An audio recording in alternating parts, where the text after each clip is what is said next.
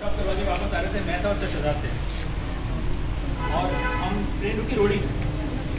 हम इसी तरह से एजुकेशन वर्कशॉप करवा के आ रहे थे, बल्कि शायद काफ़ी दिन के बाद आ रहे थे। मैं कलेक्टेड महीने की उसमें सेशन करवा गया। तो हमने नमाज शुरू की हमने, और ये ये हो गया। तो उस वक्त हम किस तरह से ट्रेन तक पहुँचे वो हमने याद दिला दिया। तो ये ट्रेन जो है ना, ट्रेन का छूटना वो बिल्कुल ऐसे ही था कि हमने, अच्छा हुक्म यही है कि अगर ट्रेन में आप सफ़र कर रहे हो तो ट्रेन में नमाज़ पढ़ना, ठीक है। तो ऐसे ही हो कि हमने जो है वो मेरे साथ हमारे सीनियर, हमारे साथ सीनियर भी दोस्त भी बहुत अच्छे, तो उन्होंने नियत बांधी, जो करके मैं साहब ने भी नियत बांधी शुरू करी थी कि अचानक ट्रेन ने हॉर्न दिया, फजर का वक्त था शुरू से, और ट्रेन ने चलना शुरू कर दिया ना हल्के से, उसके बाद आवाज़ आई। तो मैं वुज़ू करके पहुँचा ही था, मुझे लगा कि अब मैं यहाँ, हमारे दोस्तों नमाज़ पढ़ने शुरू कर दी, मैंने यहाँ देखा तो ट्रेन भी जैसे चल रही है। तो मैंने उनके कान में जाके कहा, मैंने ना ट्रेन चल गई। तो वो मुझे याद है कि उनकी भी ऐसा वीक है, उससे ज़्यादा वीक थी। तो उन्होंने किस तरह से जो है ना वो किया, वो बिल्कुल उठा के वो फ़ौरन डर कर। अब उसके बाद मैं वहाँ हिम्मत कर खड़ा, मैंने ये क्या हुआ, क्या करना है। तो वो वहाँ से नमाज़ भाई भागे तो वो बिल्कुल उसको जो है ना, फिर उसके बाद हम दोनों भागे, काफ़ी देर तक भागते रहे। फिर उसके बाद भागते हुए हमने ट्रेन पकड़ी। 6 देर में ट्रेन बहुत तेज़ हुई, कोई तजर्बा था जो अभी हम इससे डिस्कस करेंगे। फिर ट्रेन में किस तरह हम चढ़कर बोलते, जब कूदे जाके कूदते ट्रेन के अंदर गिरे, तो उसके बाद हमारा सफ़र शुरू हुआ। तो ये ऐसे ही होता है ज़िंदगी की। ट्रेन जो है ना, उस वक्त एक चीज़ हमने सीखी, 2 बातें समझ में आई। एक तो ये कि जब ट्रेन के अंदर बैठकर हम बाहर देखें तो लगता है ट्रेन बहुत हल्की चल रही है, ठीक है ना, तो लगता है कि तो बहुत हल्की चल रही, चलना शुरू हुई तो बहुत हल्की है। ये बाहर वाले बंदे को पता होता है कि स्पीड कितनी तेज़ हो गई, सही है। तो बिल्कुल ऐसे ही आपके बच्चों के साथ होगा। हमें ऐसा लग रहा होगा चूँकि हम ट्रेन के अंदर हैं, हमें ऐसा लग रहा होगा, आपको ऐसा लग रहा होगा तो बहुत टाइम है, अभी तो बच्चा अर्ली 1 में आया, कोई मसला नहीं है, ठीक है। अभी तो अर्ली 2 में आया, कोई मसला नहीं है, अर्ली 3 में कोई मसला नहीं, आराम से चलो, आराम से, कोई मसला नहीं है। लेकिन बाहर वालों को पता होता है ये वक्त कितनी तेज़ी से गुजरा, सही, ये वक्त कितनी तेज़ी से गुजरा है। तो इस बात को यूँ समझ लीजिए, ठीक है। और फिर उसके बाद उस बाहर से अंदर आना जो है ना, यानी अगर आपका बच्चा किसी चीज़ को मिस कर गया, ठीक है, तो दोबारा उसको उसमें हासिल करना, उसके लिए उसको जंप लगानी पड़ेगी, बिल्कुल वैसे ही जैसे हमने जंप लगाई थी, ठीक है। अच्छा जी, तो हमारी गाड़ी रवाना हो चुकी है, ठीक है, रेलवे स्टेशन पर। और आपको ये चीज़ समझनी है, माइंड और हार्ट, ठीक है। माइंड जो है इसके अंदर होती है इंटेलिजेंस, ठीक है, जहानत, ये सारी चीज़ें, ठीक। और दूसरी जो चीज़ है यहाँ पर इसके अंदर जो चीज़ होता है, मैं उर्दू में इसका पहले सबको समझना है, जहानत, ठीक है, यानी इंटेलिजेंस। और यहाँ पर जो है वो जो चीज़ होती है वो कहलाते हैं इमोशन, इमोशन यानी जज्बा, ठीक है।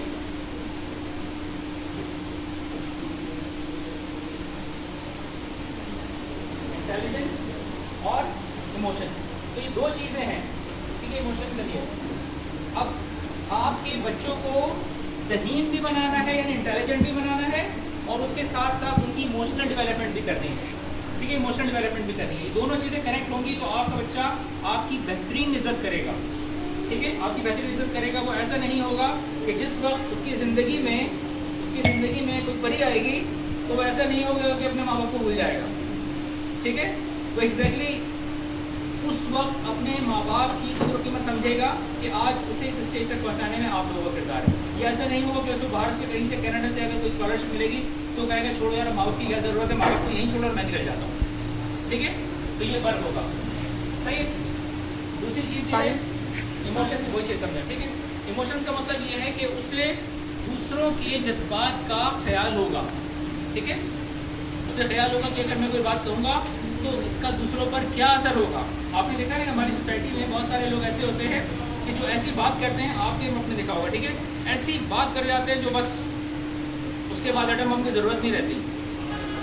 होता है ऐसा आपकी अपनी फैमिलीज़ में, ठीक है, अपनी फैमिलीज़ में बहुत सारे लोग ऐसी बात कह जाते हैं, बल्कि बात तो ऐसा होता है कि ये बातें हस्बैंड और वाइफ भी, ठीक है, बात शौहर को ऐसी बात कह देता है, ठीक है, कि वो, और उनकी वजह से याद रखिएगा कि आपके बच्चों की डेवलपमेंट में आपकी फैमिली का रोल बहुत है। आपकी फैमिली का मतलब ये है कि the bonding between husband and wife, ठीक है, आपके शौहर और बीवी की जो बॉन्डिंग होती है, इससे आपके बच्चों की डेवलपमेंट में बहुत असर पड़ता है।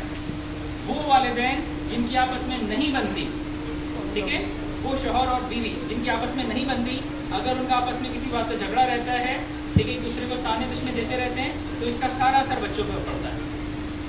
जो बच्चे अपने माँ बाप को लड़ते हुए देखते हैं, उन बच्चों के अंदर कॉन्फिडेंस पैदा नहीं होता, वो बच्चे कॉन्फिडेंट नहीं होते, उनके अंदर कॉम्प्लेक्स पैदा होता है। दूसरी चीज़, वो बच्चे हाइपर एक्टिव होते हैं। उन बच्चों में क्या होता है कि जब जैसी कोई बात होती है तो फ़ौरन हाइपर हो जाते हैं, या फिर वो बच्चे बहुत ज़्यादा फियर का शिकार होते हैं, डरने वाले बच्चे होते हैं। यही वजह है कि बहुत सारे वालिदैन ऐसे होते हैं, अल्लाह ना करे, जो हम अपनी सोसाइटी में देखते हैं कि जहाँ सेपरेशन हो जाती है किसी भी वजह से, तो इसका जो असर पड़ता है बच्चों पर, वो बच्चे फिर कभी भी इमोशनली बैलेंस नहीं हो पाते। सही, वो बच्चे कभी इमोशनली बैलेंस नहीं हो पाते किसी भी वजह। यानी वो क्यों नहीं हो पाते?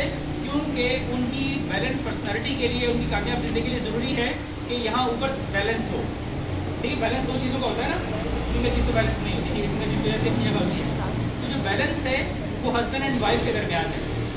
सही, जितना बैलेंस आप लोग होंगे उतना ही बैलेंस फिर आपके बच्चे होंगे।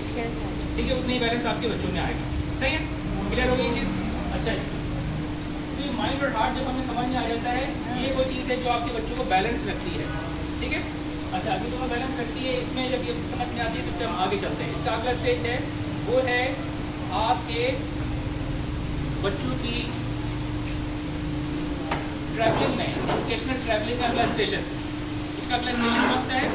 वो है इस बात को समझना कि जिस क्लासेस में आपने अपने बच्चे को एडमिशन कराया है, उस क्लास का ऑब्जेक्टिव क्या है, वो क्लासेस का मकसद क्या है, क्यों करवाया है आपने, क्यों एडमिशन कराया?